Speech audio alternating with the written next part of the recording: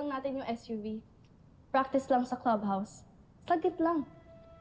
Eh, Jasmine, hindi pwede. Wala ka pang lisensya eh. Tsaka ako mapapagalitan. Ang OA mo, Kuya Oscar. Yung ibang friends ko, they drive their own car papunta ng school. Sige na. Saglit lang naman. Hindi naman ako kakarera.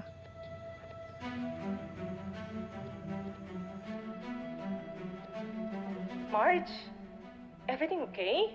Eh, Jasmine, hindi ko talaga pwedeng gawin ang gusto mo eh. Lalagot ako eh. Relax, Kuya Oscar. It's called practice.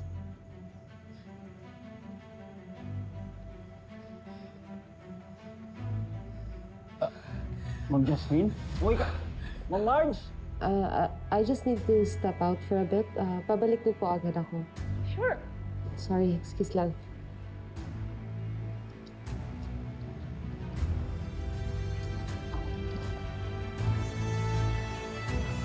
Uy!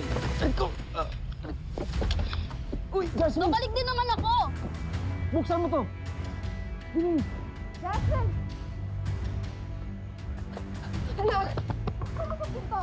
Now! Bawal itong delikado to! Ano ka ba? Ano nangyari sa'yo? Nagpa-practice driving lang ako. Everyone my age is learning. What if bigla kang hingalin? Paano kung biglang sisikip yung dibdib mo? Ha? What if bigla kang mahimatay? Mom, I'm fine. And I've been fine for years. Kahit yung doctor, sinasabi nila na okay na yung progress ko. Hindi mo yan alam, Jasmine. Paano kung may mangyari sa'yo? At illegal yung gagawin mo. Progress doesn't mean na pwede ka nang mag-drive without a license. Mom, I'm 16. I'm not 6. Hindi ako authentic Moranoves ni Lola na very fragile. Saan ka pupunta? Sa clubhouse. To meet my friends. No! After what you just tried to do? Kung gusto mong tratuhin kitang 16 years old, alam mo dapat na may consequences lahat ng wrong actions mo. Wrong agad? Practice driving lang, Mom. Pero sa'yo, automatic danger, disaster, emergency. Lahat na lang bawal. Jasmine, I'm trying to protect you. You know what? I think the problem is you still see me as the same sick baby sa incubator. Hindi ba ako pwede maging normal kahit saglit lang? Bawal ba maging masaya?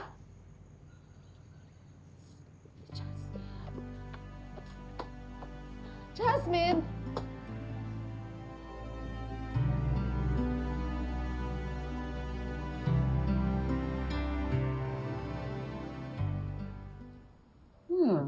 This is good, Paolo. Yung traffic flow sa entry points, maayos. And I like the way na naglagay kayo ng mixed-use buckets sa phase 2. That's smart. Mas mabilis sa angat ang value ng property. You're usually more engaged than this. Dahil ba ako ang kamiting mo at hindi ang daddy ko? Okay ka lang ba? Sorry. Work problem? Or something personal?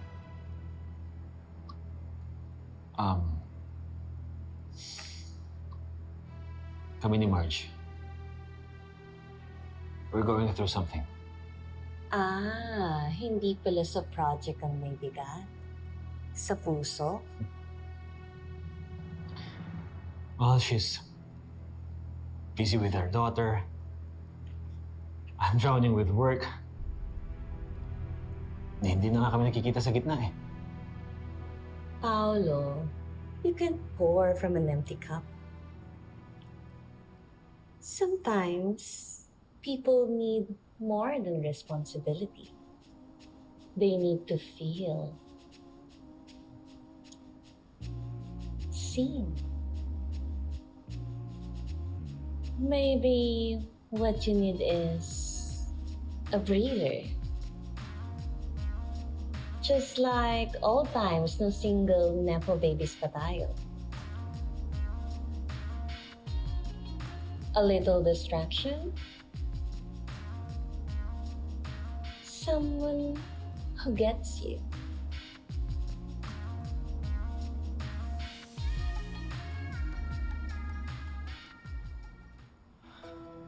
Victoria, we're both married. And I'm not looking for any distractions. Can you please just go back to our meeting?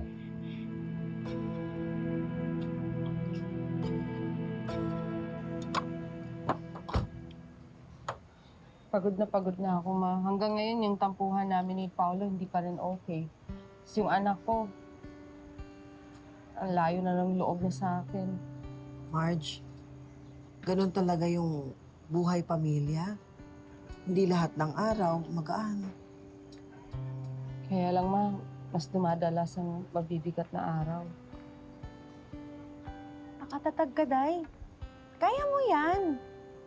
Eh, nataguyod mo nga yung nanay mo tsaka si Jobert mag-isa. Diba? Tsaka Marge, pagpasensyahan mo na lang si Jasmine.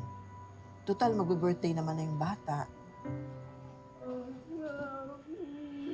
Jobert! Marge, tinan mo! Tinan mo yung kapatid mo! Ayan ang ginagawa niya. Tanawan mo, Marge, buong araw yan sa balay. Robert,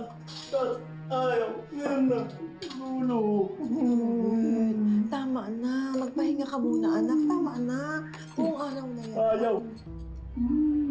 Kasi ni Tita Emily, pinoprotektahan niya si Jobert. Hindi. Gusto ni Jobert space. Hindi na kasi siya baby, Marge. Hindi naman pinapayagan maging adult.